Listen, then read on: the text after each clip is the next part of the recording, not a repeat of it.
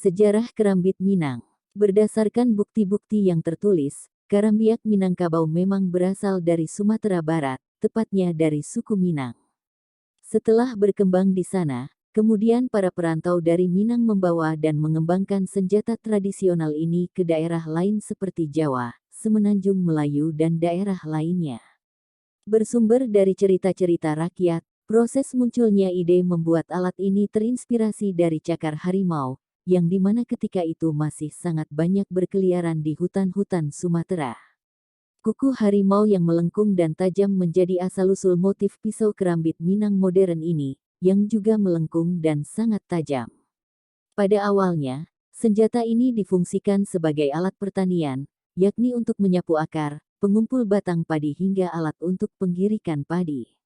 Kemudian, alat ini tersebar melalui jalur perdagangan dari jaringan Asia Tenggara hingga ke negara-negara lain seperti Kamboja, Laos, Malaysia, Myanmar, Filipina hingga Thailand.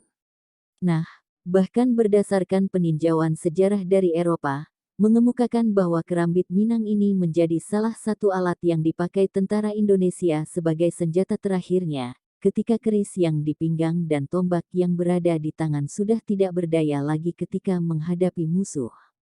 Berhubung karambiak sumbar ini merupakan senjata yang lebih optimal digunakan ketika bertarung jarak dekat, maka orang-orang yang menguasai ilmu bela diri sangat cocok memakai alat ini. Misalnya para pasilek pesilat Minang dan orang-orang Bugis Sulawesi yang dikenal sangat mahir menggunakan alat ini, hingga kini.